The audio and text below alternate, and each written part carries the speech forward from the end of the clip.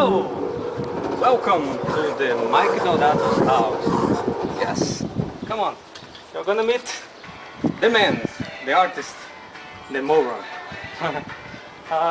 Please come with me.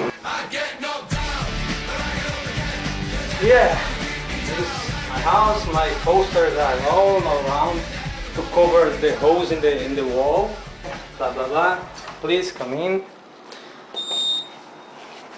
Oh yeah, I did this drawing in the wall because the water was infiltrating the wall, so a lot of bubbles. I thought, oh, what am I gonna do? So I did this drawing so I could save some money.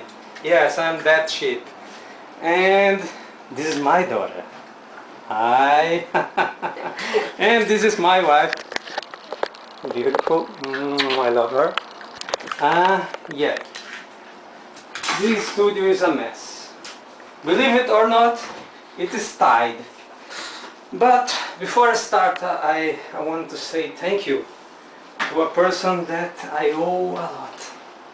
This man is a great man. Fantastic. David Campiri. I can't thank him enough for everything he did for me. Honest, great guy. And I'm saying that because I want to. Nobody's forcing me. I really want to say that. Okay, Dave, okay.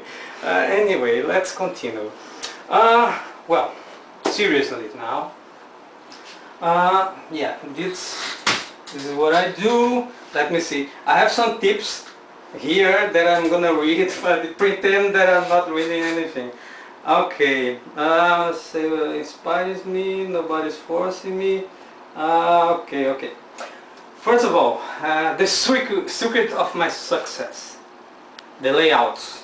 Yes, very important. Why? Because in the layouts I simply try to keep the energy I put in the layouts, and I try to transpond it to the real page. If I do it directly for the page, I guess I will not succeed well. Sometimes I change my mind. For example, in this sequence for Thunderbolts, where the Venom eats the arm of Steel Spider, I change my mind. I try some different stuff. Layouts are extremely important. I do layouts for all my work. For example, this is the cover for a comic book for Virgin Comics, and I did this layout. It's a small one, but I made it bigger. And my goal is to keep the same energy. I used a photo reference for this, but it was a little stiff. So I tried to follow what I did first in my first attempt to do the thing. And it was in the layout. It's very important. You have to do layouts first. And also, I can send it to the editor. He will see. He will approve. He will give you his opinion. Maybe sometimes it's rare, but sometimes I'm wrong. Sometimes he comes with a better solution. Maybe sometimes I read it too fast. I forgot the panel or whatever. It can happen. You need input from others, opinion from others, and you want to please your editor, because in the end that's the guy who's paying you. So what I do layouts. I do 3, sometimes 4 layouts for a single cover, and to give the editor options. The 3 things more important, I think, if you want to succeed in this business, is you have to, in my case, I have to do layouts.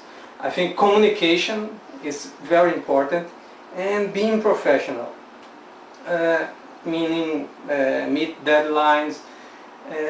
You have to communicate. You have to be in touch with your editor all the time. If possible, giving him updates all the time. I always, the editor who worked with me, he always know when I'm gonna finish the book. If I'm not gonna finish in that time, I'll inform him about it, so they can be they are sure that the book's in the good hands. They can worry about other book, not mine. I'm in control. I'm responsible for what they are gonna edit. So anyway, what I'm doing now is two books, Wolverine Annual and Thunderbolts. These pages are the Wolverine Annual. I guess they are very interested in having me as a Wolverine monthly title. Well, that's a dream that would come true for me, because I really love the character, and what I'm doing with this annual is a message I'm telling them is, hey, I'm the best guy for the book, and you want me there. I'm constantly studying my craft. I'm trying to improve. I'm reading everything that falls in my hand. Like, for example, you wouldn't say that it's a good thing, right? Tex, spaghetti, western, Joe Kubert, a guy from the 70s, you think, oh, what this guy have to teach me? A whole lot. This book is almost a Bible of storytelling, composition, body language. Everything is in here. And there are dozens of books out there that can teach you doing better comics to improve your craft. You just have to look.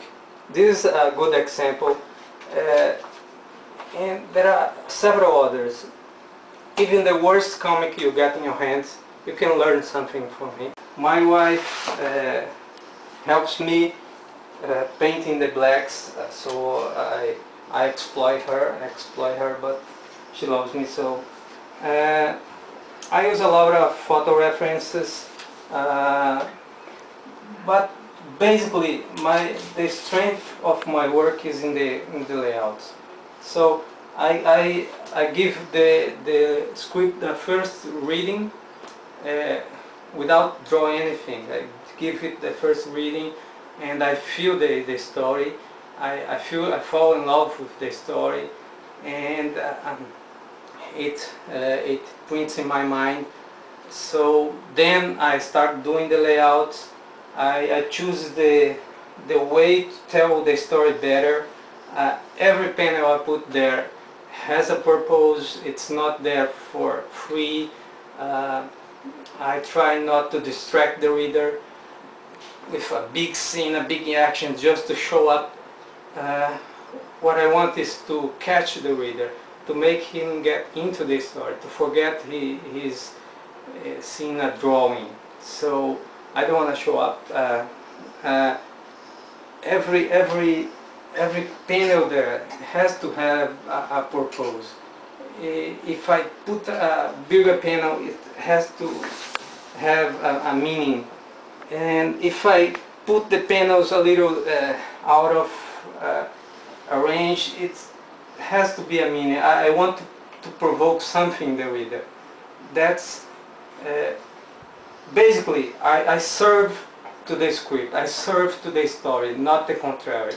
If you keep it in mind, if you meet the deadlines, if you communicate with the editor, if you do all these things, so you are going to succeed for sure. So I have nothing more to say except buy my books, and how you doing?